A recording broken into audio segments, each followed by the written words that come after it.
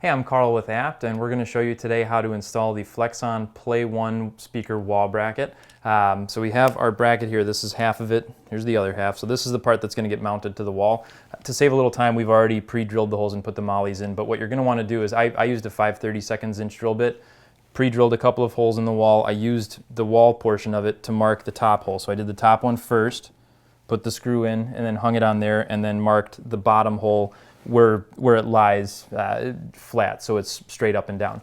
Once you have that done, you pre-drill the bottom hole, put the molly in, and then you're going to take your wall bracket again and put the screw in on the top. They recommend using a type 10 CSK screw. Ideally, you want to use a Phillips head screw. I only had flat head screws at home, so that's what I used. And then you take your screwdriver, put the top one in. It should go right into the molly that you've already put in the wall. And then just screw it until it's tight. And then adjust the bottom portion down until it lines up with the hole on the bottom. And then put your other screw in.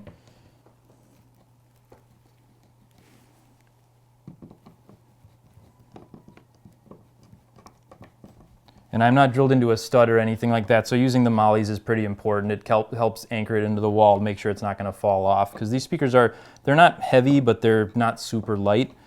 So you screw the bottom screw in until it's tight, and now that's pretty securely on the wall there.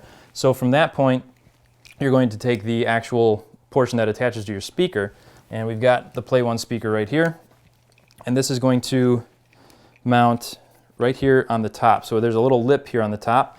That's going to hang over the top of your speaker, and then there's a little hole on the back that's going to match up with the mounting hole on the back of the speaker itself.